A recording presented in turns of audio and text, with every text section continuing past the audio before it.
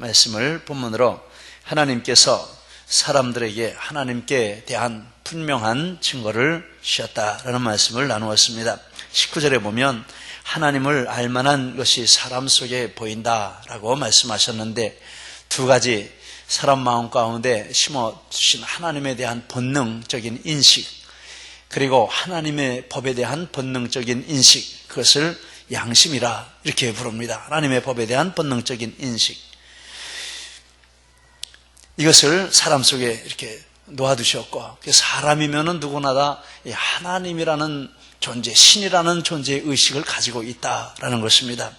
그리고 20절에 보면 하나님께서 우주 만물을 창조하시면서 그 안에 하나님의 속성을 담아 놓으셨는데, 하나님의 영원하신 성품, 하나님의 전능하신 성품, 하나님의 거룩하신 신성의 성품을 담아 놓으셨다. 자연을 보고 우주를 볼 때 그것을 만드신 분이 영원하신 분이구나, 전능하신 분이구나, 위대하신 분이구나, 이것을 사람들이 인식할 수 있다라는 것입니다. 그런데 이렇게 사람의 안과 밖에 두신 하나님에 대한 이 증거들은 아무도 부인할 수 없을 정도로 분명하고 확실하다라는 것입니다. 19절에 보임이라, 보이셨느니라 라는 말이 나오는데, 이 단어는, 이 두 것은 같은 단어입니다. 그런데 너무나도 분명하고 확실하게 모든 사람이 다 볼 수 있도록 해놓으셨다. 모든 사람이 마음 가운데 양심이 있고, 그리고 신 본능이 있어서 사람이면 하나님이라는 존재, 신이라는 존재가 없다, 이렇게 말할 수 없다라는 것입니다. 그래서 21절 말씀에 보면 하나님을 안다라고 했습니다. 하나님을 안다, 모든 사람에게 해당이 되는 말이고, 20절 말씀에 보니까 그래서 사람들이 핑계할 수가 없다, 하나님 몰랐다, 이렇게 핑계할 수가 없다라는 결론을 내리고 있습니다. 3부 예배 때는 하나님께서 사람들에게 진노하신다라는 말씀을 나누었습니다. 하나님의 진노를 나타내는 두 단어가 있는데, 18절에 진노라는 단어가 나오고 로마서에 여러 번 진노라는 단어가 나오는데, 그 단어는 오르게라 하는 단어였습니다. 하나님의 거룩하심에 대항하는 것에 대해 하나님 존재에서 흘러나오는 거룩한 반응, 하나님의 확고하고도 무서운 분노, 반응으로서 하나님의 이 확고하고도 무서운 분노를 가리키는 말입니다. 특별히 이 분노는 계속해서 쌓여가고 있는 분노다라는 의미가 그 안에 들어있습니다. 그리고 두머스라고 하는 단어도 있습니다. 진노를 가리키는 이 말은 저수지에 오랫동안 쌓여있던 물이 어떤 원인에 의해서 뚝이 터지면서 감당할 수 없을 정도로 강한 물줄기로 쏟아져 내려가서 그 아래에 있는 모든 것을 다 파괴시키는, 이런 그림을 연상시키는 단어입니다. 하나님의 진노가 계속 쌓이기만 하는 것이 아니라 만수위로 올라오면 터지는 때가 있다라는 것입니다. 성경에는 최후 심판 때 오르게가 두못으로 일어나서 이것이 나타난다라는 말씀을 하고 있습니다.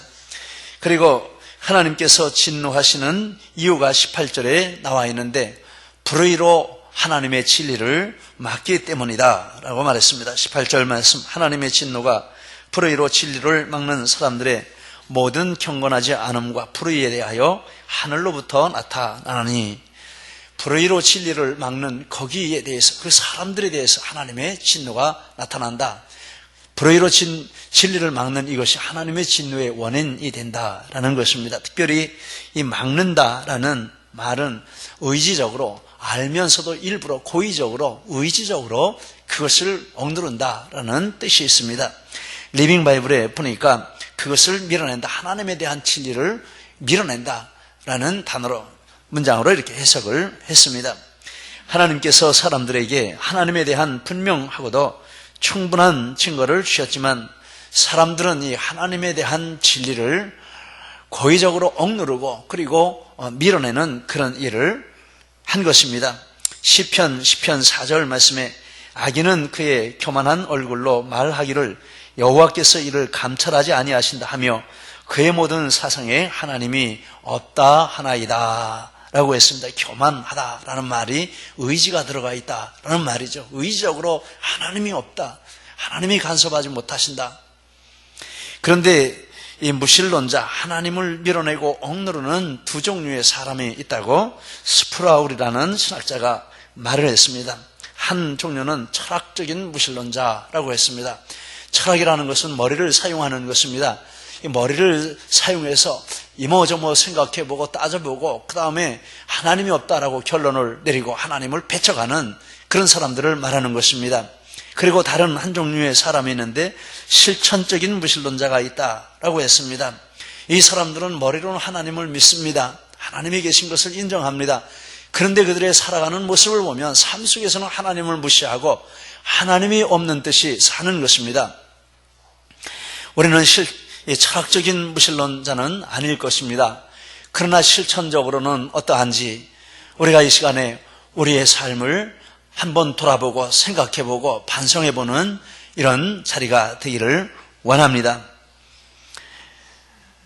이것이 하나님께서 사람들에게 진노하시는 이유입니다. 그런데 불의로 진리를 막는 그것이 하나님이 진노하시는 중요한 원인이지만 거기서 끝나는 것이 아니라 거기서 파생되어 나오는 또 다른 죄들이 있고 악들이 있습니다. 오늘 본문이 그것을 세 가지로 말씀을 해주고 있습니다. 첫째, 하나님을 영화롭게 하지 않는다라고 했습니다. 21절, 하나님을 영화롭게도 아니하며. 이 하나님을 영화롭게 한다라는 말은 하나님께 영광을 올려드린다, 이런 의미가 되겠습니다. 영화라 하는 말, 이렇게 잘 알지도 못하면서 헬라어를 쓰고 영어를 쓰고 이렇게 해서 죄송합니다만은 저도 모르지만은 뜻을 좀 분명히 하기 위해서 단어들을 이렇게 찾아보았습니다. 영화라 하는 말, 영광이라 하는 말, 헬라어로 독사라 하는 단어입니다. 그런데 그 말이 나온 것을 거슬러 올라가면 그 말에 어머니라고 할까요? 조상이라고 할까요? 그런 단어가 있는데 도케오라고 하는 단어입니다. 이 도케오라는 단어는 생각한다, 판단한다, 이런 의미를 가지고 있습니다. 이 도케오는 어떤 대상에 대해서 생각하고 판단하는 것인데 나쁘게 생각하고 나쁘게 판단한다, 그리고 좋게 생각하고 좋게 판단한다, 이런 두 의미를 가지고 있었습니다. 그런데 시간이 흘러가면서 나쁜 쪽은 사라지고 어떤 대상에 대해서 좋게 생각하고 좋게 판단한다, 이런 의미만 남게 되고 그런 의미로 쓰여지게 되었습니다. 그래서 도케오에서 독사라는 단어가 나왔는데 독사라는 말은 영광, 영화, 이런 뜻입니다. 그래서 이 좋게 생각한다라는 말에서 영광, 영화라는 단어가 나와서 이 독사라는 단어는 영광을 올려드린다, 그 존재에 걸맞는 가치를 인정하고 영광스럽게 한다, 그런 의미로 발전이 된 것입니다. 하나님을 영화롭게 한다라는 말씀은 하나님을 좋게 생각하고 좋게 판단하고 그 판단한 것에 근거해서 그에 합당한 그 존경과 영광을 하나님께 올려드린다라는 뜻이 되겠습니다. 이것이 사람의 첫째되는 본분입니다. 웨스트민스터 대요리 문답 제일 먼저 나오는 질문이 있습니다. 제일 먼저 나오니까 가장 중요한 질문이죠. 이렇게 질문합니다. 사람의 첫째되고 가장 높은 목적이 무엇인가? 그리고 대답은 하나님을 영화롭게 해드리고 하나님을 영원토록 온전히 즐거워하는 것이다 라고 했습니다. 그렇게 보면 하나님 앞에 우리 사람으로서 해야 할 가장 첫 번째 되는 의무가 있고 사람의 할 일이 있는데 그게 무엇입니까? 하나님께 영광을 올려드리는 일, 하나님의 가치를 인정하고 그 가치만큼 존경하고 그에게 영광 올려드리는 이 일이 사람이 해야 할 가장 중요한 일이다라는 것을 말씀하고 있습니다. 이 웨스트민스터 대요리 문답, 서요리 문답, 신도개요, 12신조 이런 것들이 있는데 우리 교회는 안수 집사님이나 권사님이나 또 이런 중직자들을 임명할 때 저희 교회에서 책을 만들었습니다. 대요리 문답, 서요리 문답, 신도개요, 12신조 이런 것을 묶어가지고 책을 만들어서 1박 2일 동안 꼬박 가서 아침부터 밤늦게까지 그거 같이 읽습니다. 근데 읽는데 이 성경을 아주 압축해서 요약한 그런 책이라 이렇게 보면 되겠습니다. 읽으면서 많은 은혜를 받습니다. 한 번 뺏기는 못 해봤습니다만은 앞으로 직분을 임명할 때 이 일은 꼭 해야 되겠다 이런 생각을 합니다. 그렇게 생각한 것은 이렇게 그걸 가지고 질문을 할 때 여러분은 장로교 12신조 대요리문답 소요리문답 여기에 기록된 대로 하나님을 믿고 성경을 믿느냐 이렇게 질문하는데 예하고 대답을 해야 됩니다. 그런데 어떤 경우에는 그거 읽어보지도 않고 펴지도 안 보고 그냥 손을 들고 대답을 합니다. 마치 세례받으면서 성경도 일독 안 하고 세례받는 거 하고 똑같습니다. 그런 생각을 하면서 안 되겠다. 우리는 적어도 하나님 앞에 솔직해야 하고 또 문답하고 맹세하는데 거기에 대해서 한 번이라도 읽어보고 대답을 해야지 읽지도 않고 대답을 하면 안 되겠다. 이런 마음이 들어서 그렇게 좀 어렵지만은 그렇게 했는데 근데 너무나 잘한 것 같습니다. 아주 그걸 하면서 꼬박 앉아서 하니까 힘들지만은 많은 은혜들을 받습니다. 근데 어쨌거나 첫 번째 사람이 해야 할 일은 하나님께 영광을 올려드리는 일이다 라는 것입니다. 고린도전서 10장 31절 그런즉 너희가 먹든지 마시든지 무엇을 하든지 다 하나님의 영광을 위하여 하라. 로마서 11장 36절 이는 만물이 주에게서 나오고 주로 말미암고 주에게로 돌아감이라. 그에게 영광이 세세히 있을지어다. 아멘이라고 했습니다. 하나님께 영광 올리는 것이 이것이 사람의 첫 번째 일이다 라는 것입니다. 그리고 하나님께 영광을 하나님을 영화롭게 한다라는 말은 하나님 말에 또 다른 의미가 있는데 이것은 하나님께 예배드린다라는 뜻입니다. 21절에 하나님을 영화롭게 하고 라는 말 많은 다른 영어 성경을 찾아보니까 하나님을 예배한다, 이 worship이라는 단어를 썼습니다. worship, 예배한다 라는 뜻이 아니겠습니까? 그 단어를 썼습니다. 이 예배는 가치를 의미하는 worth라는 단어와 인정한다 라는 뜻을 가진 ship이라는 단어가 합해진 단어라고 합니다. 그래서 예배는 상대의 가치를 인정하고 그에 합당한 표현을 하는 방법이라 이렇게 말할 수 있습니다. 예배는 하나님께 예배하는 것은 하나님께 합당한 가치를 공적으로 인정하고 표현하는 가장 중요한 방법입니다. 그래서 우리의 예배는 이런 전제 가운데 마음과 뜻과 힘을 다해서 준비하고 또 그렇게 하나님 앞에 예배를 드려야 할 줄 믿습니다. 그것이 하나님이 받으시기에 합당한 예배라고 믿습니다. 이런 예배를 드림으로 우리가 하나님께서 우리에게 가장 중요한 분이신 것을 공개적으로 인정하고 높여드리는 그런 일이 됩니다. 여러분 이것이 예배라고 생각할 때 우리의 예배는 어떻습니까? 제가 이렇게 예배를 드리면서 가슴 아픈 경우가 있는데 예배에 늦게 오시는 분이 있으면 안 오는 것보다 오시는 게 감사하고 좋지만 그러나 가슴 아픕니다. 정말 우리가 올려드리는 예배는 하나님의 가치를 인정하고 그만큼 높여드리고 그것을 공개적으로 표현하는 것인데 하나님이 스스로 가지고 계시는 가치가 있으시지 않습니까? 근데 우리가 거기에 맞는 가치를 존중하고 인정해드리고 그렇게 올려드려야 하는데 그렇게 하지 않고 예배에 오는 시간조차 늦는다면 하나님 앞에 예배를 드린다고 하지만 그 예배를 하나님이 어떻게 받으실 수가 있을까라는 생각을 해봅니다. 세상의 높은 자리에 있는 사람도 미리 가서 낮은 사람이 기다립니다. 왜 그렇습니까? 그에게 가치가 있다는 것이죠. 내가 미리 가서 기다리고 준비했다가 영접할 만한 가치가 있다는 것이죠. 그것이 인정하는 방법입니다. 하물며 하나님 앞에 예배드리러 오고 그 가치를 인정하고 존중을 표현하러 오면서 우리가 아무 준비도 없이 오고 늦게 온다면 그것이 얼마나 하나님 앞에 신뢰되는 일일까라는 생각을 해봅니다. 그러면서 또한 그러면 나는 얼마나 예배 준비를 잘하고 성실하게 하고 있는가 그런 반성도 한번 해보면서 좀 더 하나님 앞에 예배드리는 준비를 제 스스로 잘하자 이런 다짐도 해보았습니다. 여러분 예배가 이런 것입니다. 그러면서 하나님께 영광을 올려드리는 이것이 하나님의 가치를 인정해드리고 표현하는 것인데 그 구체적인 방법이 예배라고 한다면 우리가 하나님 앞에 무엇보다도 인정받아야 할 그것이 있는데 무엇보다도 이 예배로 너는 나에게 내가 기뻐하는 예배를 드리는 자라 이 인정을 하나님 앞에 받아야 하지 않겠습니까? 우리의 가장 중요한 그 하나님의 영광 올리는 것인데 그것이 예배로 표현된다면 우리가 하나님 앞에 인정받아야 할 것이 그 부분이 아니겠는가라는 것입니다. 다른 어떤 것으로 인정받는 것보다 너는 일을 잘한다, 너는 다른 걸 잘한다, 뭘 잘한다, 이런 것으로 인정받는 것보다 내가 네게 인정해 줄 것이 있는데 내 예배는 나를 항상 기쁘게 한다, 이거 인정받아야 이것이 가장 중요한 하나님께 인정받아야 할 부분인 줄 믿습니다.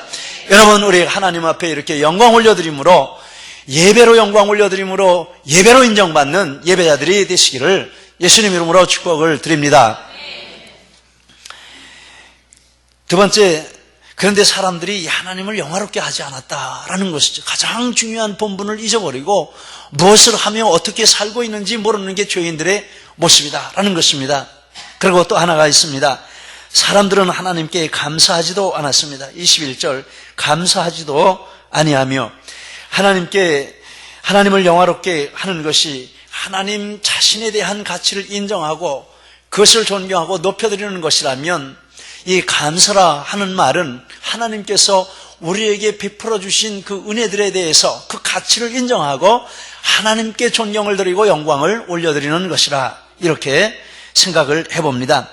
이 감사라는 말, 이것도 헬라어에서 나오는 것인데요, 유카리스티아라는 단어인데 두 단어가 합해진 것입니다.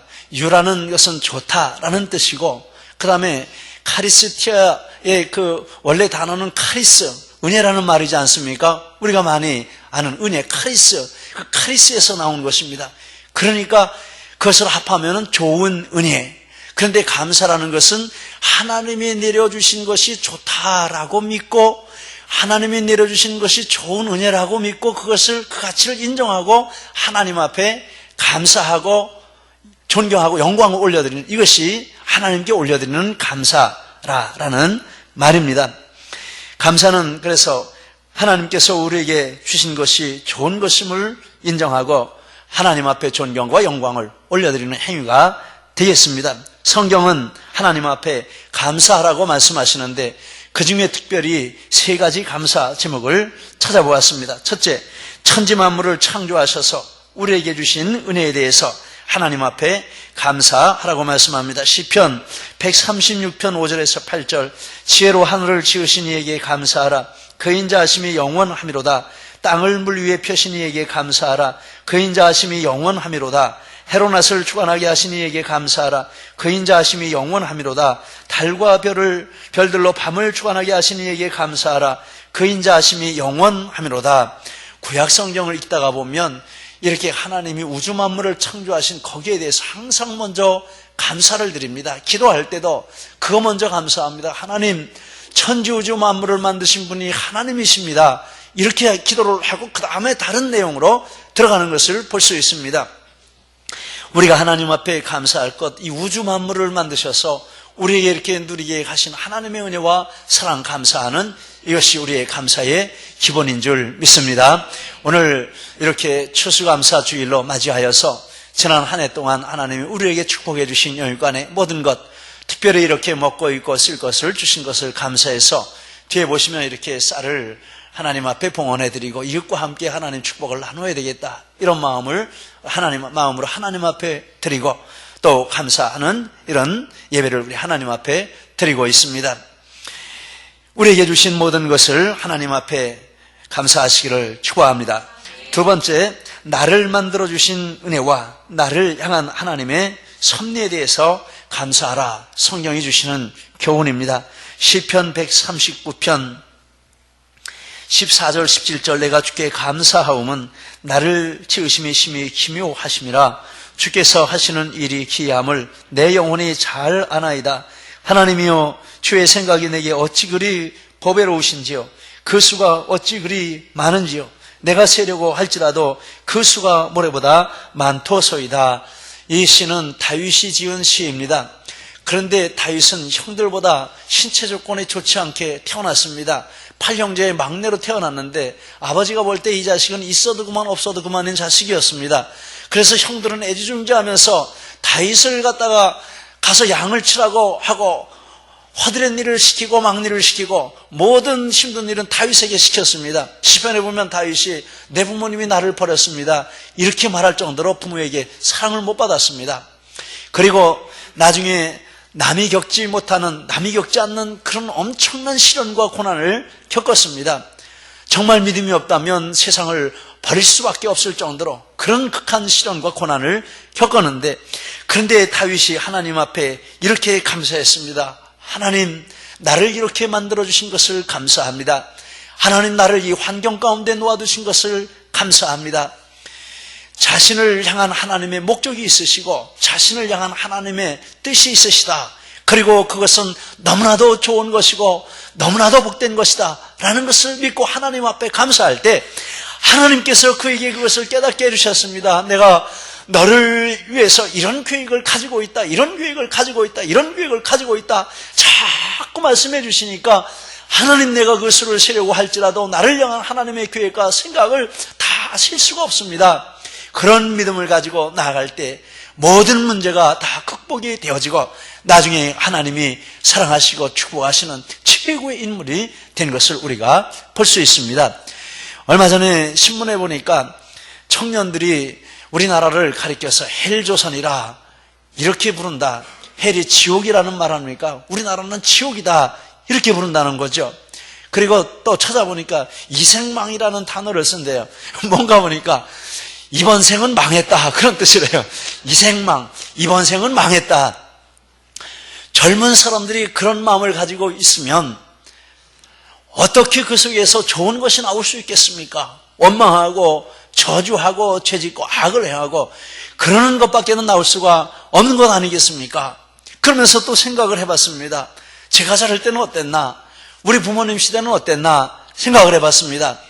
우리 부모님 시대는요, 일제 45년, 36년 일제 이런 고통 우리 할아버지 그거 겪으셨습니다.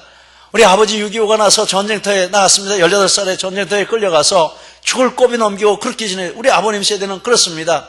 우리 세대 6.25 전쟁이 끝나고 얼마 안 돼 태어났는데 너무나도 가난해서 굶기를 밥 먹듯이 하며 살았습니다. 그렇게 살아서 지금 이렇게 나라를 일궈놨는데 이런 나라 가운데 살면서 무슨 헬조선, 이생망 이런 소리 한다면 너무 억울하죠. 우리가 억울하고, 물론 현실의 어려움과 고통이 없는 때가 어디 있겠습니까? 있는데 여러분, 우리 예수 믿는 사람은 어려우고 힘든 일이 와도 하나님 앞에 감사하는 자리로 부르심을 받은 줄 믿습니다. 또 나에 대해서 정말 하나님 앞에 나를 이 모습으로 만드신 데 하나님의 뜻이 계신 줄 믿습니다. 하나님 나를 만드신 목적을 알게 해주시고 하나님 나를 향하신 하나님의 선하신 뜻을 알게 해주시고 그대로 이루어 주옵소서. 감사하며 믿고 나갈 때 하나님이 우리의 삶을 통해서도 위대하고 놀라운 일을 이루어 가실 줄 믿습니다.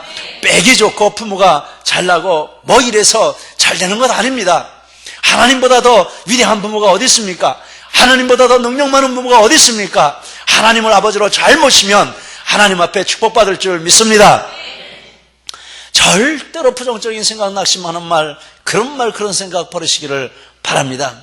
감사하지도 아니하고 우리가 감사해야 할 것이 우리 자신에 대해서 하나님 앞에 감사하고 우리를 향한 하나님의 선하신 뜻이 있으신 것을 감사해야 할 줄 믿습니다. 그리고 세 번째, 무엇보다도 구원의 은혜를 감사해야 합니다.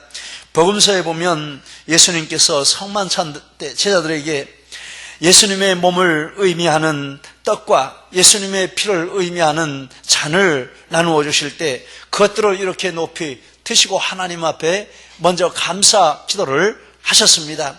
하나님 앞에 감사 기도하셨는데 누가복음 22장 19절 20절 떡을 가져 감사 기도하시고 떼어 그들에게 주시며 이르시되 이것은 너희를 위하여 주는 내 몸이라 너희가 이를 행하여 나를 기념하라 하시고 저녁 먹은 후에 잔도 그와 같이 하여 이르시되 이 잔은 내 피로 세우는 새 언약이니 곧 너희를 위하여 붓는 것이라. 이 떡과 잔을 드시고 하나님 앞에 이렇게 감사했습니다.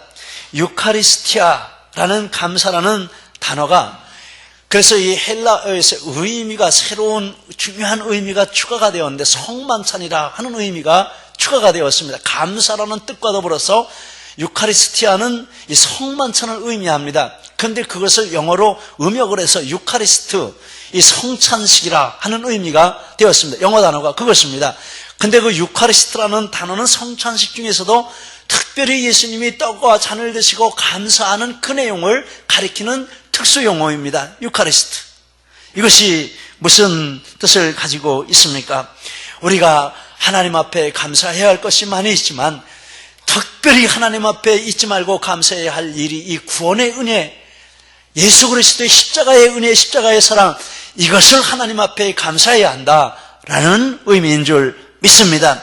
여러분, 우리가 첫 번째, 두 번째 감사해야 하지만 그것보다 더 중요한 감사는 예수님이 십자가의 피를 흘리고 몸을 찢으시고 지옥에 갈 수밖에 없는 나를 구원하시고 죄인인 나를 구원하셔서 하나님의 자녀가 되게 해주시고 하나님이 예비하신 놀라운 축복을 내 것으로 삼게 해주셨다는 이 구원의 은혜를 감사하는, 이것이 우리의 감사의 첫 번째 내용이 되고 제목이 되어야 할 줄 믿습니다. 그리고 이 감사가 살아있으면 다른 것은 자동적으로 다 하나님 감사합니다, 하나님 감사합니다 하고 항상 기뻐하라, 쉬지 말고 기도하라, 범사에 감사하라 하신 그것이 이루어지는 삶을 살게 될 줄 믿습니다. 그리고 그 사람에게 하나님이 놀라운 은혜와 축복을 부어주시는 역사가 있을 줄 믿습니다. 할렐루야. 그런데 사람들이 감사하지도 않는다라고 하나님이 탄식하시면서 오늘 우리에게 말씀을 해주시는 것입니다. 하나님을 영화롭게도 아니하고 하나님을 감사하지도 아니하고 이 죄인의 모습이 이렇습니다. 그리고 한 가지가 더 있습니다. 생각이 허망하여지며 마음이 어두워졌고 지혜 있다 하나 어리석게 되었다. 세 가지를 말씀했습니다. 마음이 미련해지고 어두워졌습니다. 21절, 마음이라 하는 단어는 영적 도덕적 행위를 결정하는 사람의 중심, 우리식으로 말하면 영혼이라 이렇게 말할 수도 있겠습니다. 그런데 그것이 어두워졌습니다. 어두워졌다라는 것은 그 안에 있던 빛이 점점 사라져서 완전히 빛이 사라지고 암흑이 되어서 아무것도 분별할 수 없는 상태가 되었다, 이런 뜻입니다. 미련하다라는 말은 그 결과 이해력이 없어지고 깨달음이 없어졌다라는 의미가 되었습니다. 그래서 미련한 마음이 어두워졌다라는 말은 사람의 마음이 이런 영적인 기능, 도덕적인 기능이 완전히 이렇게 상실해져서 특별히 영적인 세계에 대한 분별력이 완전히 사라진 이런 상태를 말하는 것입니다. 두 번째, 생각이 허망해졌다라고 말씀했습니다. 오히려 그 생각이 허망하여지며, 생각이라 하는 것은 사유, 사고, 추론, 이런 생각하는 이성의 기능을 말하는 것입니다. 그리고 허망해졌다라는 것은 쓸데없게 되고 무지하게 되고 속이게 되고 악하게 되었다라는 의미입니다. 이성의 기능, 이 생각하는 기능이 약해져서 없어진 것이 아니라 변종이 된 것입니다. 변이가 된 것입니다. 어떻게 변이가 됐습니까? 악한 쪽으로 생각하고 속이는 쪽으로 생각하고 이렇게 변질이 되어버린 것입니다.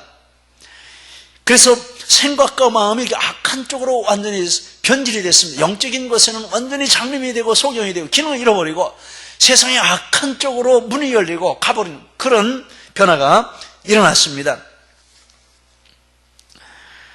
그래서 그들이 하는 말이 있는데, 우리는 지혜롭다 이렇게 말한다라는 것입니다. 그런데 실상은 어리석은 존재들이다, 22절에 말했습니다. 지혜라는 말은 기술적으로 숙련되고 능숙하다라는 뜻이고, 이런 이성이나 사고나 정신적으로는 사리 판단을 잘하고 바르게 대처한다라는 뜻입니다. 어리석게 되었다라는 말은 선악을 분별하지 못하고 악한 것을 선하다 하고 선한 것을 악하다라고 하는 이런 분별력이 없이 함부로 이렇게 하는 그런 것을 말하는 것입니다. 사람들이 그렇지 않습니까? 마음이 이렇게 변질이 되었고 생각이 변질이 되어서, 그런데 변질이 될수록 사람들은 자기가 지혜롭다고 생각합니다. 완전하다고 생각합니다. 근데 성경은 그럴수록 그 사람들이 더 어리석고 더 허무한 존재가 되었다라고 이렇게 말씀을 하고 있습니다. 그런데 이렇게 되었기 때문에 스스로 지혜롭다고 하지만 어리석은 존재가 되었기 때문에 그들에게 나타나는 세 가지 특징이 있습니다. 그 세 가지 특징을 22절 이하에서 말씀합니다. 첫째, 영적으로 우상 숭배에 빠지게 되었습니다. 22절, 썩어지지 아니하는 하나님의 영광을 썩어질 사람과 새와 짐승과 기어다니는 동물 모양의 우상으로 바꾸었느니라. 바울 사도가 아테네에 가서 거리를 돌아다니면서 우상이 너무 많은 것을 보았습니다. 알지 못하는 신에게라고 쓰인 단도 보았습니다. 그때 스토아 학파, 에피큐로스 학파, 이 성경에 나오는 이름입니다. 그런 학파들, 지금까지도 그 이름이 남아있는 그런 학파들은 철학자들입니다. 그런 사람들, 우리는 가장 지혜롭다. 이 세계의 모든 지혜는 이 아테네에 모여있다. 이렇게 말할 정도로 지혜로운 도시인데 우상숭배에 빠졌다라는 것입니다. 그래서 바울이 분개했다라고 말하고 있습니다. 지혜롭다고 하는데 어리석은 우상숭배 동물을 섬기고 기어다니는 것을 섬기는 이런 우상숭배에 빠졌다라는 것입니다. 지금도 얼마나 우상숭배가 횡행하고 있습니까? 그리고 성적으로는 동성애에 빠졌습니다. 26절에서부터 27절 말씀입니다. 동성애는 최후의 것이지만 동성애까지 가는 그 과정 가운데 여러 가지 성적으로 악한 일들이 일어나고 있습니다. 생명의 삶 8호로 85면에 이런 말씀이 있습니다. 기독교와 거룩과 음란이라고 하는 글을 어느 분이 쓰셨는데, 거룩은 하나님의 맥박이고 하나님을 경외하는 모든 인간의 맥박이다. 이 맥박이 규칙적인 리듬을 벗어나고 호흡이 거칠어지는 것이 음란이다. 음란은 하나님을 떠나 우상 숭배하는 삶의 일반적인 양식이다. 하나님을 떠난 세상의 맥박은 항상 음란이다. 세상은 갈수록 음란에 빠져들고 있다. 마치 음란의 자유를 인간의 기본권인 것처럼 생각하며 주장한다. 그러지 않습니까? 동성애가 지금 뭐가 되냐? 동성애는 갈 때까지 간 죄악입니다. 그런데 거기에 대해서 이게 뭐가 되냐? 인간의 기본권이지.